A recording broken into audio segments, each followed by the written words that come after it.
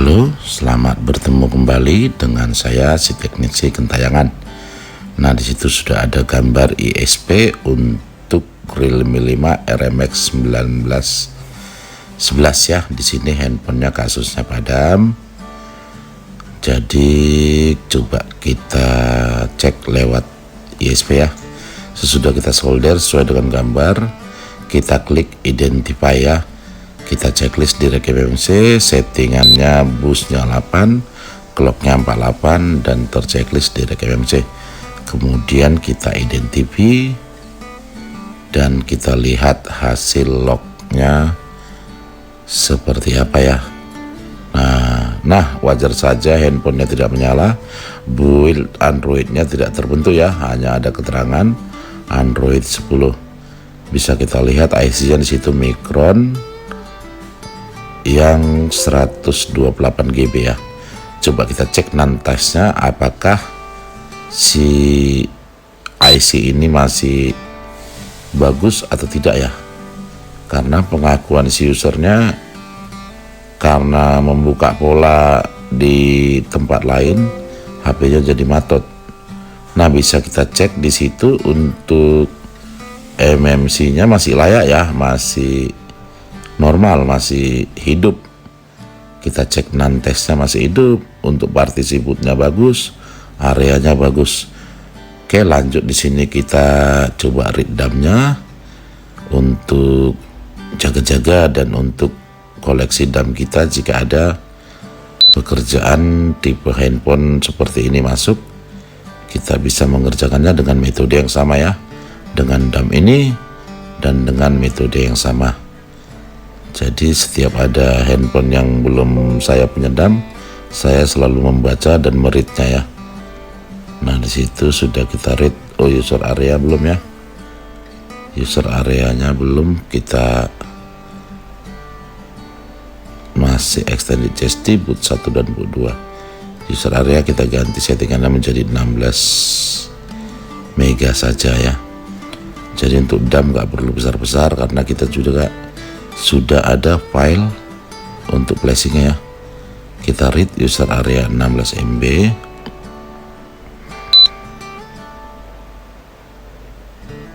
Dan kita lihat. Jadi untuk read DAM ini jika kita ada file firmware tidak mesti harus besar-besar ya. Cukup dengan 16 MB saja sudah cukup ya. Nah, di situ user area sudah terbackup ya. Oke, lanjut kita pindahkan. Kita save ke folder di mana yang menurut kita aman atau di mana tempat folder penyimpanan file kita. Nah, di sini saya buat di folder DAM Realme 5 ya. Maka kita pastikan di sini agar menjadi koleksi pribadi kita ya. Nah, kita ganti DAM Realme 5 RMX 1911 agar lebih jelas untuk di kemudian hari ya untuk menggunakan file ini. Oke, setelah DAM kita read, kita bergeser ke factory image. Nah, kita lihat apakah filenya sudah selesai. Nah, di sini masih proses ekstrak ya dari file OEP bawaan Realme menjadi file RAW 9008. Jadi kita ngekstraknya lewat OEP ekstraktor. Kalau mau lihat cara ekstraknya sudah ada di video sebelumnya ya. Nah, di sini langsung kita lihat tampilan dari firmware si Realme 5 tersebut. Nah, sudah terekstrak. Di vendor atau platform brand kita ganti menjadi Qualcomm karena handphone ini memang chipsetnya Qualcomm ya. Kita masukkan RAW 0, RAW program 0 ke RAW program 0, bisa kita seret ya atau double klik. Di ini saya menyeret filenya ke kolom partisi UP-nya. Nah, perlu diperhatikan untuk user datanya kita tidak menceklis ya. Tidak kita checklist karena kalau di checklist ini menghabiskan waktu yang sangat lama ya. Setelah kita setting, kita isi, kemudian lanjut kita klik write ya. Jadi user data bisa diisi, bisa tidak, tapi di sini saya mengabaikannya karena prosesnya sangat-sangat lama. Nah, ini tanpa user data saja proses bisa sampai di 50 menit. Jadi video ini kita percepat 16 kali agar tidak memakan waktu yang lama ya. Nah, itu bisa kita lihat jika ada log seperti itu, error seperti itu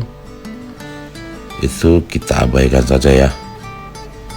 Karena error seperti itu ya mungkin tidak cocok ya dengan bawaan DAM yang ada di handphone ini, dengan firmware yang kita isi, atau dengan alasan lain kita nggak ngerti ya. Jadi kita abaikan saja. Yang error di situ adalah metadata dan change, karena kita juga nanti bisa mengisinya lewat factory reset ya untuk change ya. Jadi factory reset itu sekalian change-nya sudah terperbaiki ya. Kita tunggu ya. Di situ sudah proses writing sistemnya. Jadi di sini kita untuk filenya ini menggunakan file OEP yang kita ekstrak menjadi file 9008. Nah, metode pengerjaannya beda dengan DAM yang kita isi lewat user area part ya. Tapi ya prosesnya sama saja untuk menuju mengisi sistem dari si handphone ini. Karena untuk yang seri-seri Qualcomm di Oppo atau Realme itu masih dikunci oleh vendor ya. Jadi kita proses flashingnya harus lewat out ID dan harganya ya lumayan mahal ya. Jadi kita mengerjakannya ya lewat kesusahan ini.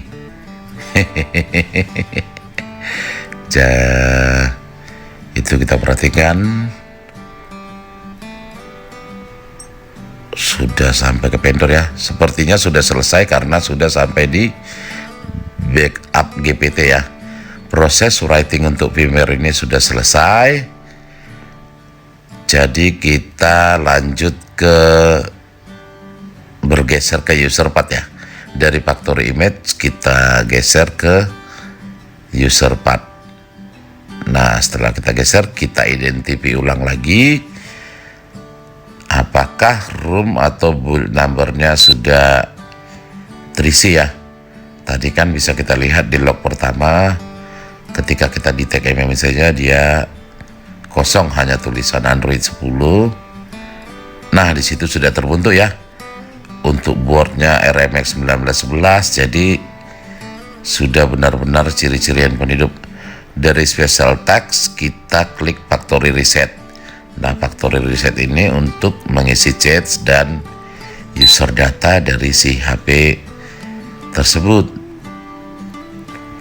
Jadi kita perhatikan log factory reset. Nah, di situ langsung dia writing chat. Jadi yang error tadi chat sudah ditulis lewat factory reset universal ya.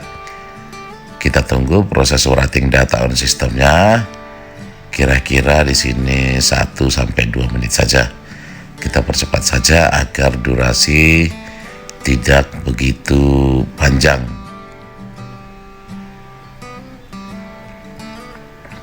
Itu bisa kita perhatikan IC-nya Micron ya, IC yang sangat sensitif saat kena suhu yang begitu panas ya. User areanya 128 GB, lumayan besar juga handphone ini ya. 6/128.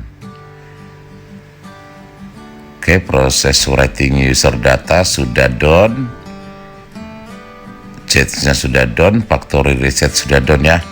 Jadi dari factory reset dia writing ke chat dan user data. Kita bergeser ke program dan kita klik identify lagi. Di sini kita pastikan semua sudah layak untuk kita pasang ya.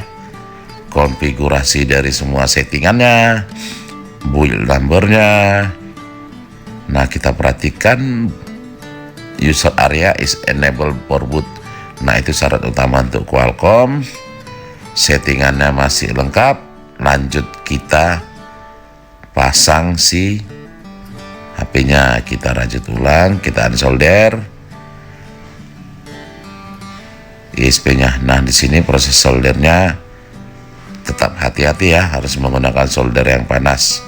Oke, wes, sampai di sini pertemuan kita. Sampai bertemu di lain waktu. Miss you.